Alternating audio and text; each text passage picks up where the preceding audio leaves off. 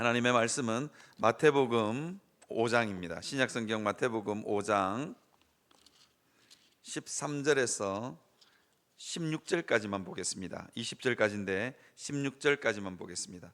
하나님의 말씀은 마태복음 5장 13절부터 16절까지 보겠습니다. 제가 가진 성경으로 신약성경 6페이지입니다.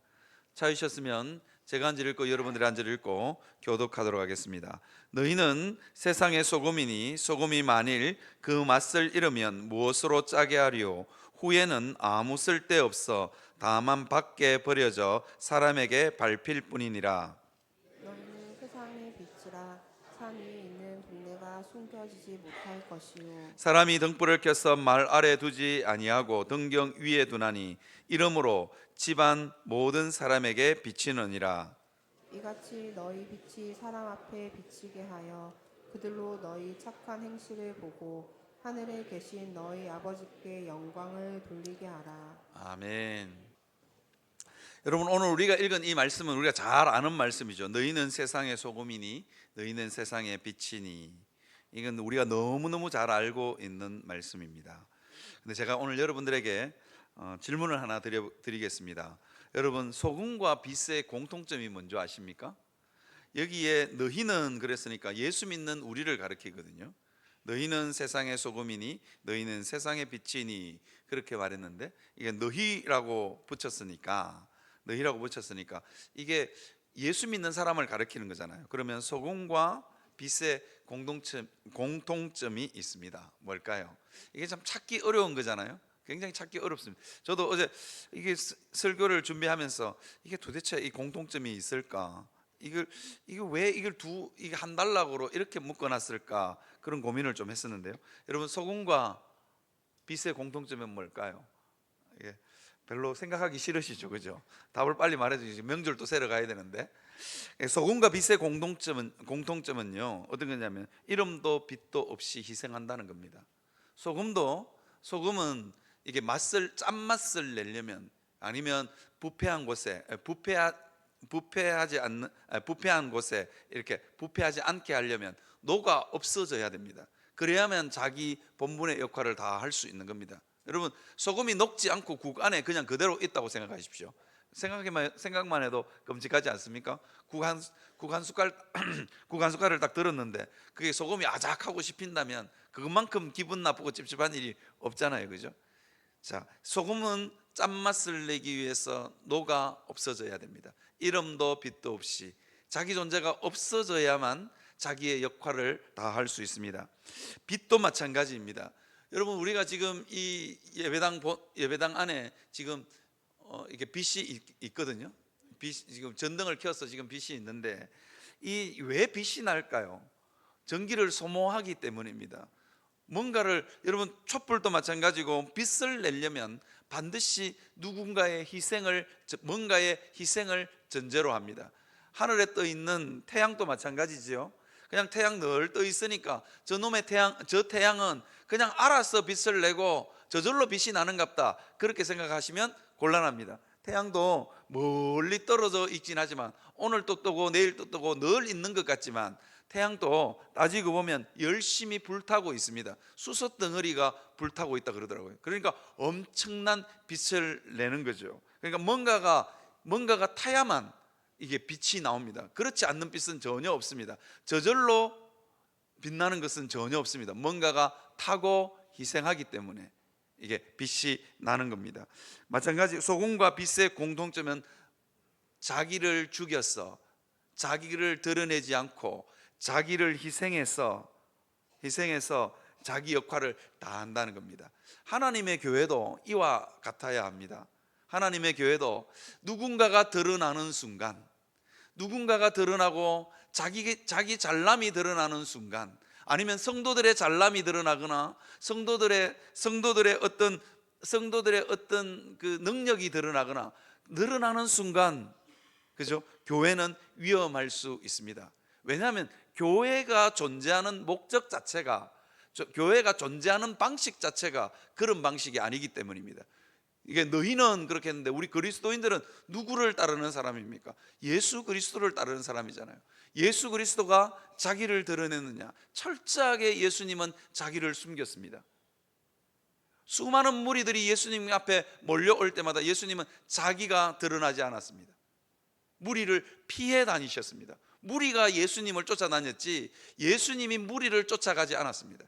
그런 점에서 우리 교회도 정말로 무리를 쫓아가는 교회가 되지 않았으면 좋겠습니다. 세상의 인기에 영합하고 그런 교회가 되지 않았으면 좋겠습니다. 우리 교회는 정말 저는 감사한 건 우리 교회는 특출한 사람이 없어서 너무 감사합니다. 왜 웃으십니까? 특출한 사람이 없어서 너무 감사합니다. 담임 목사도 별 볼 일 없고 전들 저보고 그러더라고요. 생긴 게 시커매가지고 완전히 촌사람처럼 생겼다고. 담임 목사도 별 볼 일 없고.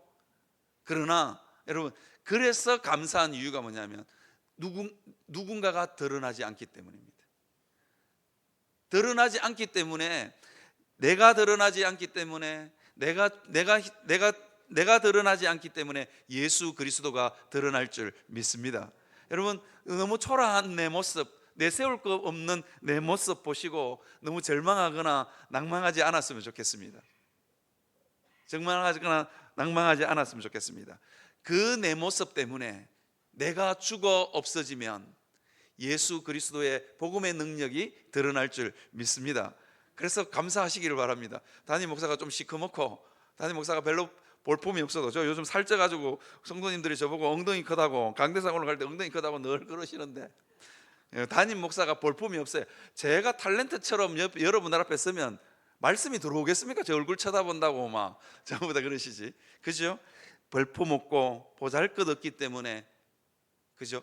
소금처럼 이름도 빛도 없이 녹아지기 때문에, 너무 잘난 것 많으면요 내가 드러나지, 그래서 내가 없어지지 않습니다. 빛도 마찬가지죠. 타서 없어지기 때문에, 한 자루의 양초가 빛을 낼 수 있는 건 그냥 타서 없어지기 때문입니다. 그렇기 때문에 빛을 낼 수 있는 것처럼 여러분 우리의 삶 가운데 세상의 소금으로, 세상의 빛으로서의 역할을 다 하려면 여러분, 나는 죽고 예수가 살아야 됩니다. 그렇죠? 그래야만 예수 그리스도의 능력이 드러납니다. 교회가 그런 곳이 되었습니다. 교회는 그런 곳입니다. 누구 한 사람이 특출나게 드러나고, 어느 목사님이 미국에서 아주 성공적인 목회를 하고, 그리고 공부도 많이 하시고, 한국의 제법 큰 교회를 맡아서 귀국하시게 되었습니다. 그런데 아주 노 목사님이 이 젊고 의욕도 충만하고 야심만만한 이 목사님을 불렀어. 왜냐하면 한인교회를 몇천 명 교회로 일군 목사님이라면 그래도 한가닥 하는 목사님입니다. 한가닥 하는 목사님인데, 그 미국에 있는 은퇴하신 노 목사님이 이 목사님을 불렀어. 이 목사 어떤 목사 이리 와봐라. 가기 전에 꼭 이 말을 듣고 갔으면 좋겠다. 뭐라고 이야기하셨냐면 이렇게 이야기하셨대요. 당신 때문에 교회가 성장하지 않았으면 좋겠다. 아니, 무슨 말이에요? 쟤 때문에 성장해야 제가 가서 성장시켜야지. 그러니까 아니라고. 당신 때문에 교회가 성장하지 않았으면 좋겠다. 늘 그 유혹에 빠지지 말라고. 당신은 그저 소금처럼 녹아 없어지는 존재가 되는, 있는 둥 마는 둥 하는데 교회가 성장해야 그게 진짜 성장이라는 거예요. 저는 그 목사님이 그 이야기를 하시는데, 와, 이거 정말 맞는 이야기다. 여러분, 우리 교회, 여러분 교회 신앙생활 하시면서 내가 드러나면 위험하다, 내가 드러나기 시작하면 위험하다는 걸 아셔야 됩니다. 내 똑똑함이 드러나거나 내 잘남이 드러나거나 내 힘이 드러나거나 그러면 위험하다는 걸 아셔야 됩니다. 교회 역사, 조금 재미없는 이야기인데 여러분 한번 들어보시기를 바랍니다. 교회가 정말로 위기의 순간들이 언제냐? 교회가요, 그 대대로 이 교회의 암적인 유산을 남길 때가 있었습니다. 그때가 언제냐면 교회가 가장 힘이 세고 가장 찬란했을 때였습니다. 교회의 성도가 그득그득 모이고 교회에 수많은 사람들이 모였을 때, 교회가 힘이 있을 때, 교회는 언제나 어떤 그 대대로 물려줄 대대에 남을 암적인 존재를 교회사에 남겼습니다. 무슨 이야기인지 잘 이해가 안 되시죠? 제가 이렇게 한번, 지금 교회가 직면하고 있는 가장 큰 문제가 뭐냐면 진화론입니다. 이게 우리 중고등부 아이들부터 시작해서 우리 전부 다 학교에 가면 진화론을 배우고 있지 않습니까? 이게 정말로 진화론은 교회가 직면한 굉장히 큰 암적인 존재입니다. 그런데 이 암적인 존재를 누가 낳았는 줄 아세요? 교회가 낳았습니다. 교회가 힘이 있을 때 사람들을 억누르고 사람들을 억눌렀기 때문에, 학문적인 자유를 억눌렀을 때 진화론이 나왔다니까요. 제가 그냥 조금 재미없는 이야기인데 여러분 한번 들어보시기를 바랍니다. 1부 때는 그냥 했는데 조금 재미없는 이야기라고 경고하고 제가 말씀을 드립니다. 여러분, 진화론이 학교 교육에 들어오게 된 이유가 뭐냐면 스콥스 재판이라고 미국의 유명한 재판이 있습니다. 창조론자하고 진화론자하고 미국 법정에서 맞붙었습니다. 그런데 이 법정에서 누가 이겼냐? 창조론자가 이겼습니다. 왜냐하면요, 1900년대 초반만 해도 교회는 굉장히 힘이 많았습니다. 그런데 미국의 스콥스라는 한 생물학 교사가 24살밖에 안 됐어요. 4살밖에 안 된 이 교사가 이게 법원에다가 자기 스스로 자기를 고발한 거예요. 이건 너무 부당하다고. 왜 교회가 자꾸 창조론만 가르치라고 하느냐? 법으로 자꾸 진화론 가르치는 걸 금지시키고 막 이러니까 이 생물학 교사, 스컵스라는 생물학 교사가 법정에다가 자기를 고소해가 재판을 붙은 거예요. 누가 이기겠습니까? 창조론자가 교회가 완전히 이겼습니다. 이유가 뭐냐면 그때는 교회가 힘이 있어가지고 미국의 대선에 3번이나 출마한 변호사를, 대선에 3번이나 출마해가 떨어지긴 했지만 떨어진 변호사를 채용했고, 그 다음에 다 로비를 해가지고 배심원들을 다 독실한 크리스찬으로 싹 다 바꿨습니다. 그러니까 백발백중 이기는 거예요. 그러니까 변호사가 나가서 이 진화론자들을 완전히 무참하게 짓밟았습니다. 어떻게 짓밟았느냐? 원숭이 그림 그리다가 너희 할머니는, 변호사 보고 조롱을 하는데 어떻게 그 진화론을 주장하는 변호사에게 조롱을 하는데 너네 할머니 원숭이제 이러면서 막 너네 아버지는 고릴라고 이러면서 막 진짜로 그림 그려가지고 막 띄워놓고 막 얼마나 조롱했는지 모릅니다. 그래서 이겼습니다. 재판을 이겼는데 사람들의 마음은 싹 돌아서는 겁니다. 교회가 힘을 과시하기 시작하면, 교회가 자기의 똑똑함이 드러나기 시작하면 복음의 능력이 드러나지 않습니다. 왜냐하면요, 예수님이 살아왔던 방식과는 전혀 다른 방식으로 교회가 살기 때문입니다. 전혀 드러나지 않습니다. 그리고는요, 그 재판에서 통쾌하게 이겼습니다. 통쾌하게 이겼는데 그 다음부터는 여기서 저기서 계속해서 자기 스스로를 고소해가지고 진화론 가르칠 수 있게 해달라고. 그래, 결국은 어떻게 했냐면 미국의 전 고등학교에 창조론이 금지되고 진화론이 들어왔습니다. 왜 그랬냐? 교회가 힘 있다고 자기 힘을 과시했기 때문입니다. 사랑하는 성도 여러분, 우리가 힘이 있을수록 더 낮아져요. 어쩌면서 힘이 있을 때 우리는 더 조심해야 됩니다. 저를 얼마 전에 목양회를 갔다 왔는데 목사님들이 다 여수에 다 모였어요. 저보고 그런 이야기를, 왜 꼭 저를 찍어서 그런 이야기를 하시는지 모르겠어요. 저보고 그러네요. 교회 잘 된다고 어깨에 힘, 목에 힘 절대로 주지 말라고. 그러는 순간 망가진다고. 그죠? 이게 조심해야 될 것 같아요. 힘 있다고 그 힘이 드러나고 자기 존재감이 드러나는 순간 망한다. 그래서 여러분, 교회에서는 언제나 평범한 사람들이 모여서 평범하게 자기를 희생하는 그 자리에 주님의 은혜가 임할 줄 믿습니다.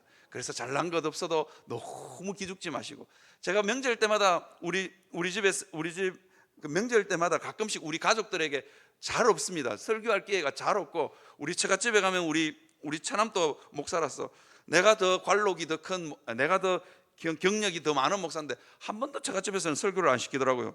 나이 적은 우리 처남 맨날 시키고. 없지만 가끔씩 우리 처남이 안 올 때 제가 설교할 때 있거든요. 그럴 때마다 제가 늘 하는 말이 있습니다. 여러분, 있다고 목에 힘주지 마시고, 그죠? 없다고 기죽지 마시라고. 주님의 복음의 능력은 내가 드러나지 않고 소금처럼 자기가 녹아져 없어지는 곳에, 한 자루의 초가 타서 없어지는 그곳에 주님의 복음의 능력이 드러날 줄 믿습니다. 여러분, 전 유럽 바이킹이라고 하면 전 정말로 공포에 떨게 했던 해적이었습니다. 그것도 그냥 조그만 몇 사람이 아니고 나라가 스웨덴이나 덴마크나 이런 나라들 지금은 너무너무 기독교 국가지만 옛날에는 다 그 해적질에서 먹고 살던 사람입니다. 바이킹의 후예들이었습니다. 바이킹의 후예들. 그런데 바이킹이 한번 떴다, 유럽에 떴다 그러면 전 유럽이 부들부들 떨었습니다. 아무도 이 바이킹을 대적할 만한 사람이 유럽에는 없었습니다. 그런데 이 바이킹을 역사책에도 실제로 드러났는데 이 바이킹을 무너뜨린 여러 가지 요소 중에 여러 가지 한 민족이 이게 쓰러지고 한 민족이 쇠퇴하는데 여러 가지 역사적인 이유가 있지 않겠습니까? 그런데 실제로 교과서에 등장합니다. 바이킹의 그 잔인함, 바이킹의 폭력성을 잠재워서 바이킹을 결국은 쇠퇴의 길로 들어서게 했던 사람들이 누구냐? 기독교인들이었습니다. 왜 그런 줄 아세요? 기독교인들이 힘이 세서 바이킹을 눌렀냐? 그렇지 않습니다. 어떻게 했냐면요, 이 바이킹이 영국이나 프랑스나 독일로 쳐들어와서 누구를 잡아냈냐면 예수 믿는 여자들을 잡아간 거예요. 여자들 잘 잡아가야 됩니다. 조심해야 돼. 여자들 때문에 바이킹이 망합니다. 어떻게 망하냐니까 여자들을 잡아갔는데 여자들을 잡아가서 노예로 팔기도 하고 자기 부인으로 삼기도 하고 뭐 그렇게 살았던 거예요. 그런데 예수 믿는 여자들은 다른 노예나 잡혀온 포로들하고는 전혀 다른 거예요. 어떻게 하냐니까 다른 포로들은 늘 도망갈 궁리를 하고 남편이라 할지라도 자기를 잡아왔으니까 자기를 겁탈하고 자기를 힘들게 했으니까 늘 눈을 부라리고 그러는데 예수 믿는 부인들은 다른 거예요. 예수 믿는 부인들은 그냥 죽어 엎드리는 거예요. 그뿐만 아닙니다. 해적질을 해서 엄청난 은금보화를 갖다 줘도 이 예수 믿는 부인들은 그걸 안 써. 도둑질한 물건으로 내 자식을 먹일 수 없다. 보통은 남편이 뭐 도둑질을 했든 어쨌든 은금보화를 갖다 주면 부인들이 좋아하셔야 되는데 좋아하고 우리 남편 최고라 이래야 되는데 거들떠보지도 않는 거예요. 그 재물을 거들떠보지도 않고 어떻게 했냐면 자기가 땀 흘려 일해서 키운 기리와 보리로 자기 자식들을 키우는 거예요. 자기 자식들을 키우는 거예요. 그 모습을 보면서 어떻게 했냐면 이 바이킹들이 점점점 예수 믿기 시작합니다. 그러면서 바이킹이 완전히 무너져 내립니다. 그냥 조그마한 노예로 잡혀가 가지고 매 맞고 헐벗는 그 여성 크리스천들에 의해서 아무 힘도 없는 크리스천들에 의해서 한 민족의 운명이 완전히 바뀌어 버린 겁니다. 여기도 저기도 그 부인에게 감동을 먹은 남편들이 예수 믿기 시작하고 그 다음에 또 결정적으로는 이 여자들이 참 무서운 거예요. 결정적으로는 바이킹의 자녀들을 예수 믿는 사람으로 키워내버려요. 그러니까 한 세대가 지나가기 전에 어떤 일이 벌어지냐면 이제는 바이킹 해적질을 해서 은금보화를 잔뜩 가져다 줘도 자기 부인들이 별로 안 좋아해. 거들떠도 보지도 않아. 더군다나 예수 믿는 사람이 한두 가정 늘기 시작하면서 노예를 잡아봐도 노예를 사는 사람이 없는 거예요. 그러니까 해적질에서 못 먹고 사는 거예요. 그러니까 완전히 그냥 바이킹이 쇠퇴해져 버립니다. 바이킹의 잔인함과 폭력성이 그렇게 해서 무너져 내렸던 것입니다. 사랑하는 성도 여러분, 우리가 세상을 이길 수 있는 힘이 어디서 나오느냐? 우리가 이름도 빛도 없이 녹아질 때 예수 그리스도의 복음의 능력이 드러날 줄 믿습니다. 우리는요, 세상의 소금이라고 예수님이 말할 때, 세상의 빛이라고 말할 때 참 우리의 모습이 너무너무 초라할 수 있습니다. 세상의 빛은 고사하고 내가 세상의 암적인 존재가 아니었으면 좋겠다. 저도 그렇습니다. 저도 우리 집안에 제가 암적인 존재가 아니었으면 좋겠다고. 그죠? 아버지가 빛은 고사하고 암적인 존재가 안 됐으면 얼마나 자녀들에게 상처도 많이 주고 그러는지 몰라요. 분노 조절 장애라 가지고 늘 고함 지르고 그래 가지고 우리 자녀들이 내만 보면 아빠 좀 이럴 때가 너무너무 많습니다. 그럼에도 불구하고 그 다음에요, 우리가 세상의 소금이라고 하기에는 우리의 모습이 너무너무 초라할 수 있습니다. 차라리 냄새만 안 나는 존재였으면, 내가 부패해서 썩어져가는 존재가 아니었으면 좋겠다라고 생각할 때도 종종 있습니다.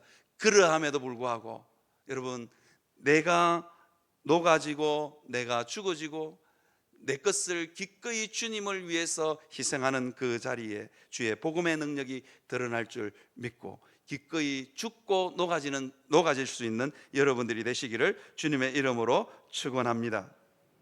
그 다음에 제가 여러분들하고 나누고 싶은 말씀이 있는데, 그게 뭐냐면요, 세상 속에 주님이 우리를 하늘의 소금이라든지 하늘의 빛이라든지 그렇게 하지 않았다는 겁니다. 세상의 빛과 소금이라고 했다는 겁니다. 그래서 우리가 발 딛고 있는 곳이 어떤 곳이냐, 발 딛고 있는 곳이 어디냐면 세상입니다.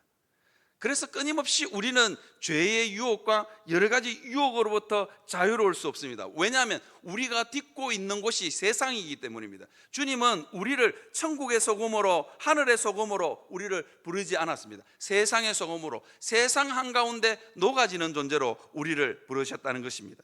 그런데 우리가 참 주의해야 될 부분이 있습니다. 그게 뭐냐면요, 우리가 세상 가운데 있는 소금이고 세상 가운데 있는 빛이라는 거예요. 그래서 소금은 오늘 본문에 보시면 뭐라고 이야기하냐면, 소금이 만일 그 맛을 잃으면 무엇으로 짜게 하리요? 소금인데 맛을 잃을 수 있다는 겁니다. 예수쟁이가 아닌 것처럼 살아갈 수 있다는 거예요. 세상 사람들과 똑같이 빛임에도 불구하고 우리의 빛이 하나도 비치지 않고 다 차단될 수 있다. 그게 뭐냐면요, 그게 뭐라고 하냐면, 이게 말이죠. 말이라고 오늘 본문은 표현하고 있습니다. 말 아래 두면 빛이 안 드러나는 거예요. 우리가 이 세상에 살면서 세상의 죄에, 세상의 유혹에, 세상 가치관에 찌들리는 순간 우리는 소금으로서의 역할을 할 수 없습니다. 맛을 잃은 소금이 됩니다. 오늘 본문에 등장하는 이 맛을 잃은 소금은 어떤 소금이냐? 우리는 대부분 다 바다에서 바닷물을 정발시켜서 만든 소금을 먹잖아요. 그걸 천일염이라 그러죠. 그러니까 우리는 하얀 소금, 이걸 상상합니다.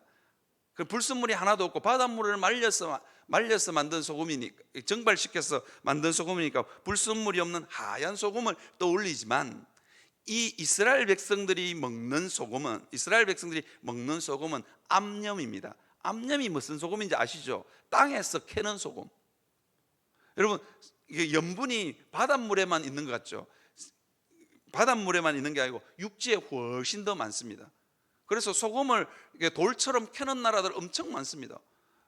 히말라야 내륙 깊숙한 곳에 이게 소금 광산이 있다니까요. 그래서 이 당시에 이 이스라엘 사람들은 어떤 소금을 먹었느냐? 땅에서 캐는 소금. 그래서 땅에서 캐다 보니까 거기에는 흙이 섞이기도 하고 그런 소금입니다. 그런 소금은 먹을 수가 없는 겁니다. 버려야 되는 것입니다. 불순물이 섞이는 순간 우리는 세상의 소금으로, 세상의 빛으로서의 역할을 못합니다. 내 죄가 내 마음을 가렸어. 우리의 죄가 교회를 가렸어. 우리의 빛된 모습이 전혀 세상 사람들에게 전달되지 않습니다. 내가 암적인 존재가 될 수 있는 위험성을 언제나 내포하고 있다 하는 것입니다. 제가요, 우리 교회 지금 제 뒤에 보이는 스크린 이게 점점 시커매져서 올해는 저걸 바꿀까 싶습니다. 올해는 바꿀까 싶어서 여기저기 업체 보고 견적 좀 넣어보라고 그랬어요. 그래도 견적을 넣어봐야 한 3-4군데는 그래도 견적을 받아봐야 그래도 뭐 싸게 하든지 뭐 비싸게 하든지 뭐 어떻게 하든지 할 거 아닙니까? 견적을 한번 넣어봐라 그랬더니 어느 업체가 전화해서 우리 교회 이거 바꿀 건데 한번 견적 한번 넣어보시죠. 그러니까 안 넣는데 이게 배가 불렀나? 이러면서 배가 불렀나? 아니 왜 안 넣냐고 그러니까 저보고 대뜸 하는 말이 뭐냐면 공정하게 합니까? 그러더라고요. 너무 자존심이 상하는 거예요. 교회가 공정하게 하지. 교회가 공정하게 안 하겠습니까? 그걸 목사한테 할 소리냐고요. 그래서 제가 너무 화가 나서 공정하게 하지요. 그러니까 아닌데 그러더라고요. 무슨 뭐가 아니냐고 그러니까 교회가 더 제가 뭐라 했냐면 교회는 당연히 공정하게 합니다. 그러니까 아닙니다 목사님, 교회가 더 공정하게 안 합니다 그러더라고요. 와, 그래 자존심이 너무 상해가지고 그래서 제가 뭐라 했냐면 우리 당회는 로비하는 업체는 무조건 떨어뜨릴 겁니다. 우리 당회가. 저는 생각지도 못했던 질문이거든요. 지난 우리 정책당회 때 1월 당회 때 우리가 장로님들하고 이 이야기를 했단 말이에요. 설마 저는 뭐 로비가 들어올 거라는 생각도 안 하고 말도 안 꺼냈거든요. 근데 제가 자신 있게 이야기를 우리 교회 장로님들 전부 다 로비 들어오는 업체는 떨어뜨릴 줄 믿고 제가 자신 있게 로비가 들어오는 업체는 무조건 떨어뜨리니까 넣으세요. 그러니까 생각해 보고요. 오, 진짜 배가 불렀어 진짜. 여러분, 참 제 말을 아프게 했던 단어가 뭐냐면 교회가 더 공정하지 않던데요. 그 말이 참 아프게 했습니다. 사랑하는 성도 여러분, 우리는 세상 속에 살 수 있기 때문에 늘 불순물이 섞일 수 있는 존재. 그래서 우리는요, 멸시와 조롱을 뭐라고 그러냐면 소금이 짠맛을 잃으면 후에는 밖에 버려져 밟힐 뿐이니라 라고 이야기하고 있습니다. 우리가 예수 믿는 예수가 드러나지 않고 우리를 통해서 세상의 가치관이 드러나고 세상의 힘이 드러나고 세상의 잘남이 드러나고 세상의 명예가 드러나는 순간 우리는 조롱거리가 됩니다. 예수쟁이들이 착하게 못 살아서 조롱거리가 됩니까? 아닙니다. 예수쟁이들이 잘난 게 많아서 가진 게 많아서 세상에 조롱거리가 된다는 것입니다. 우리는 그런데 끊임없이 사탄은 우리에게 뭘 요구하는지 아세요? 더 많이 움켜쥐라, 더 많이 가져야, 그래야만 세상의 소금이 될 수 있고 세상의 빛이 될 수 있다라고 이야기합니다. 정말로 그럴까요? 정말로 교회사는 전혀 다른 이야기를 하고 있습니다. 교회가 힘을 가졌을 때 교회는 철저하게 타락했고 철저하게 조롱당했고 철저하게 무시당했고 철저하게 복음의 능력을 드러내지 못했습니다. 여러분, 교회 역사에서 조금 오늘 교회 역사 이야기를 자꾸 해서 죄송하긴 한데 조금 여러분들이 재미없어 하는 이야기일 수도 있겠지만 제가 이제 하는 이야기가 그래도 한번 좀 들어주시면 감사하겠습니다. 교회 역사에서 여러분, 교회가 가장 힘이 있고 부강했을 때가 여러분 언제였을 것 같습니까? 중세였습니다. 중세는요, 교황이 전 유럽의 황제들을 다 자기 발 앞에 뒀습니다. 그리고 전 유럽에 세금을 부여할 수 있는 모든 권한을 누가 가지고 있었느냐? 교회가 가지고 있습니다. 교회가 가지고 있든지 수도원이 가지고 있었습니다. 그래서 교통 요지들마다 세금을 거둘 수 있는 것에는 언제나 교회가 있을 정도로, 그래서 전 유럽의 경제권을 쥐고 전 유럽의 정치적인 권력을 누가 다 지었냐? 교회가 다 지었습니다. 그런데 문제는 뭐냐면 교회가 이 정치적인 권력을 다 지었음에도 불구하고 중세 천년을 신학자들은 뭐라고 평가하느냐면 중세 암흑기라고 평가합니다. 결정적으로 교회가 힘을 가지고 폭력을 행사하는 일이 이 중세 천년 가운데 있는데요. 어떤 거냐면 힘이 넘쳐나니까 뭘 했냐면요, 십자군 원정을 한 겁니다. 십자군 원정이 뭐냐면 사람들을 힘이 넘쳐나니까 그걸 가지고 이슬람권에다가 죽여서라도 예수 믿게 하겠다, 이슬람이 가지고 있는 예루살렘이라도 내가 빼앗겠다, 그렇게 해서 일으킨 전쟁이 뭐냐면 십자군 전쟁입니다. 그런 점에서 기독교는요, 이슬람권에 대해서 우리는 한없는 이 빚을 지고 있는 겁니다. 그때 얼마나 많은 이 십자군들이 이슬람을 죽였는지 모릅니다. 건널 수 없는 강을 건너버렸습니다. 제가 그랬죠, 교회가 가장 힘이 세고 가장 부유로울 때 교회는 다음 세대의 암적인 존재를 언제나 남겼다고요. 그래서 이슬람이 돌아오지 않는, 이 선교가 잘 되지 않는 이유가 뭐냐? 1000년 동안 죽인 거예요. 1000년 동안. 사랑하는 성도 여러분, 우리는 이 땅을 살면서 내가 가진 것으로 힘을 과시하고 내가 가진 것으로 나를 뽐내고, 그거는 누구랑 많이 닮았다고요? 누구랑 닮은 것 같습니까? 예수님 닮았습니까? 아닙니다. 사탄을 닮았습니다. 사탄이 자기 힘 있다고 자기를 드러내고 자기 힘 있다고 어깨에 힘주는 순간 천사가 사탄이 된 거 아닙니까? 사랑하는 성도 여러분, 우리가 힘이 있어서 세상의 유혹에 빠지는 순간, 우리의 신앙이 오염되는 순간, 십자가 정신이 오염되는 순간, 그때가 가장 위험한 순간입니다. 그것을 우리가 꼭 명심했으면 좋겠습니다. 그래서 오늘 본문에서는 뭐라고 했냐면 소금이 만일 그 맛을 잃으면 무엇으로 짜게 하리요? 후에는 아무 쓸데없어 다만 밖에 버려져 사람들에게 밟힐 뿐이니라. 교회가 조롱과 멸시를 당하는 이유가 뭐냐? 힘이 있었어입니다. 여러분, 교회사에 수많은 교회사의 수많은 이 역사적 사건들이 그것을 증명합니다. 여러분, 제가 종종 말씀드리지만 거대한 로마 제국을 누가 무너뜨렸느냐? 거대한 로마 제국, 정말로 철옹성 같은 로마 제국을 누가 무너뜨렸느냐? 형장의 이슬로 사라졌던 수많은 순교자들의 피가 로마를 삼킵니다. 아니, 힘으로 그리스도인들이 로마를 장악한 거 아니라니까요. 그냥 형장의 이슬로 잡혀가고 카타콤에서 죽어갔던 수많은 사람들이 300년 동안 이름도 빛도 없이 카타콤에서 죽고 태어나기를 반복하고, 그래서 잡히면 형장의 이슬로 사라지기도 하고, 그 다음에 로마를 밝히는 등불로 산 사람을요 횃불로 사용했다. 3사람에다가 불을 붙여가지고 그 300년 역사를 기독교가 묵묵히 견뎠습니다. 하루아침에 로마가 그 기독교 앞에 무릎을 꿇습니다. 사랑하는 성도 여러분, 우리가 하나님 앞에서 우리가 한번 정말로 우리 자신을 한번 돌아보았으면 좋겠습니다. 우리는 힘이 있는 교회의 시대를 살고 있습니다. 그럴 때마다 나는 죽고 예수로 사는 삶 사시기를 바랍니다. 끊임없이 폭력을 행사해서라도 힘을 행사해서 다른 사람을 누르고 싶은 충동이 생길 때마다 그것은 하나님 정신이 아니다 라고 생각하시고 겸손해질 수 있는 여러분들이 되시기를 바랍니다. 저도 담임 목사라서 힘이 있을 수 있잖아요. 제가 성도님들에게 제가 힘이 있겠습니까? 그죠?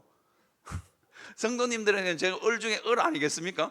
근데 저도 가만히 보니까 힘을 줄 수 있는 데가 몇 군데 있더라고요, 교회에서. 부교육자들은 제가 그래도 힘을 줄 수 있는 사람 아닙니까? 그죠? 아니, 여러분들은 저한테 갑 중에 갑이 되더라도 제가 부교육자들한테는 그렇게 할 수 있잖아요. 그죠? 제가 참 그런 점에서는 참 조심해야 되겠다. 정말 조심해야 되겠다. 부교육자들한테 화 한번 내고 나면 설교가 안 돼요. 설교가 참 조심해야 되는. 저도 가만히 생각해 보니까 저도 힘이 없는 줄 아는데 저는 언제나 가난한 사람인 줄 알았는데 아니더라고요. 제가 가지고 있는 게 있더라고요. 그리고 집안에 가면, 우리 집에 가면 우리 아이들은 이 설교 들으면 굉장히 좋아할 건데 제가 우리 아이들 보고 늘 내 돈으로 너 치킨 시켜 먹고 짜장면도 시켜 먹는다고 내가 늘 구박했거든요. 저는 농담으로 한 건데 아이들에게는 굉장히 큰 상처인 것 같아요. 제가 가지고 있는 돈으로 제가 어깨에 목에 힘을 준 거예요. 아이들 치킨 먹을 때마다 제가 야, 그거 어디서 나왔지? 처음에는 농담, 제가 꼭 이렇게 묻거든요. 야, 그거 누구 돈으로 샀지? 그러면 우리 막내는 씩 먹고 있다가 인상을 팍 쓰면서 아빠 거 이라고 먹어요. 아빠 돈이지. 그러면 제가 꼭 그냥 넘어가면 되겠는데 아빠 돈이야, 알았어, 이렇게 하고 먹는단 말이에요. 그러니까 정말로 이게 폭력인 거예요. 제가 가진 것으로 저를 드러내는 순간 아이들에게 깊은 상처가 되는 겁니다. 사랑하는 성도 여러분, 여러분들이 가졌으면 예수 그리스도처럼 기꺼이 녹아지고 희생하는 자리에 이르기를 바랍니다. 제가 아이들 말 안 들으면 이놈의 자식들 내 돈으로 밥 먹고 옷 입고 하는 녀석들이 왜 내 말을 안 들어? 그러고 저도 막 고함 지르는데 이거 하지 말아야 되겠다. 이게요, 내가 가진 것으로 어깨에 힘을 주는 겁니다. 예수님은 우리를 향해서 세상의 소금처럼 녹아져라고, 그리고는요 나를 불태워 다른 사람을 섬기라고 말씀하셨습니다. 사랑하는 성도 여러분, 우리가 하나님 앞에서 사단이 끊임없이 우리로 하여금 그죠, 가진 것으로 힘을 주고 어깨에 힘을 주고 그렇게 살 때 우리가 세상의 빛이요 세상의 소금이 될 거라고 사단이 끊임없이 우리를 유혹할 때마다 여러분 그거 내려놓으시고 십자가를 지는 삶 사시기를 주님의 이름으로 축원합니다. 제가 만난 권사님 이야기를 하고 설교를 마칠까 합니다. 제가 만난 권사님 중에 명품 옷을 착 걸치고 생긴 것도 아주 귀티가 나는 귀부인처럼 생긴 권사님이 한 분 계셨습니다. 참 어떻게 저렇게 사람이 품위가 있을까? 입고 오는 옷도 대부분 다 명품 옷이에요.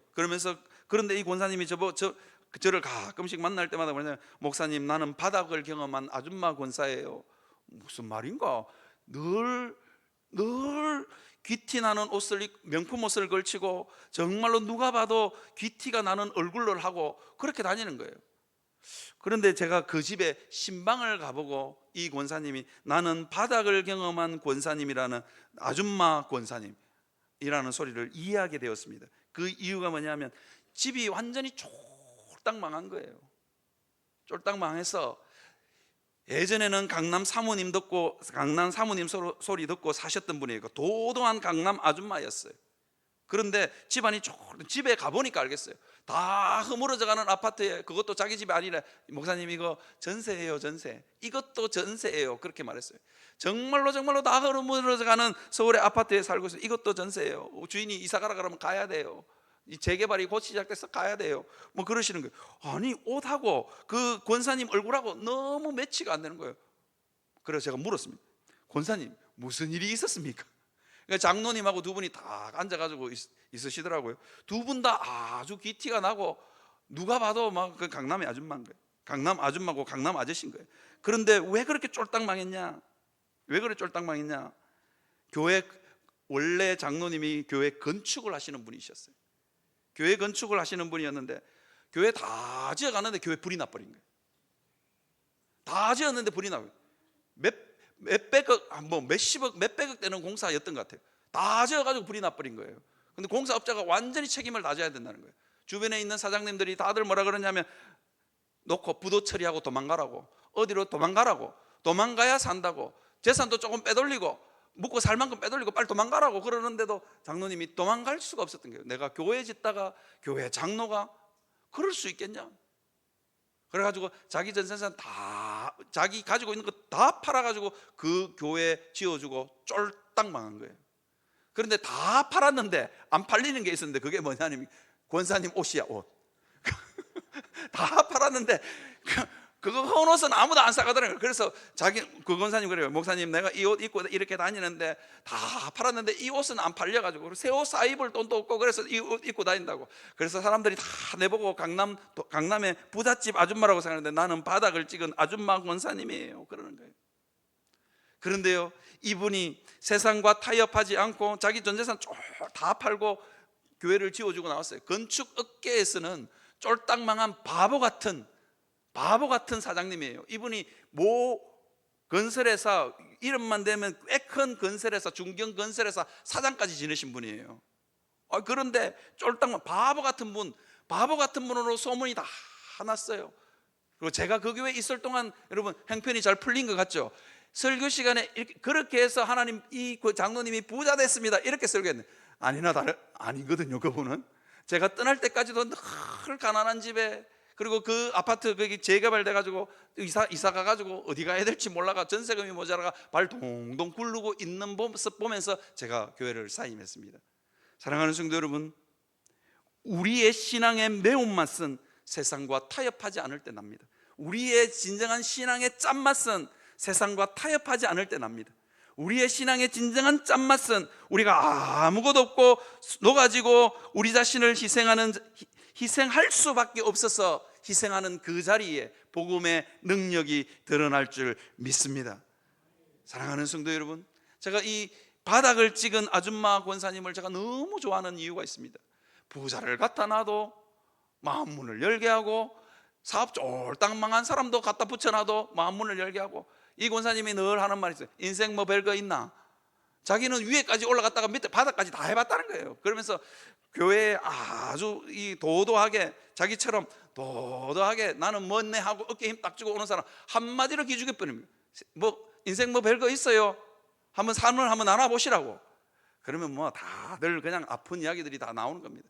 저는 그 권사님을 너무너무 좋아합니다. 정말로 가난한 사람들도 이 권사님에게는 별거 있나? 인생 해뜰 날 있다고. 내봐라, 잘 살고 있잖아. 그 한마디로 온 성도들을 위로하고, 그분에게는 어떤 상처 입은 영혼이든지 맡겨만 놓으면 다 정상적인 그리스도인으로 만들어 놓습니다. 사랑하는 성도 여러분, 복음의 능력이 어떤 곳에 드러나느냐? 세상과 타협하지 않고. 얼마나 타협하고 싶겠어요. 근데 타협하지 않고 기꺼이 녹아 없어지는 자리에 이를 때 복음의 능력이 드러날 줄 믿습니다. 우리는 세상의 소금입니다. 세상의 빛입니다. 왜 빛이라 그랬을까요? 가진 것이 많았어, 목에 힘줄 것이 많았어, 배운 것이 많았어가 아니라 내 안에 있는 예수 그리스도가 드러나기 때문입니다. 여러분, 기꺼이 나의 항유 옥합을 깨어서 예수 그리스도가 드러나는 삶을 사시기를 주님의 이름으로 축원합니다.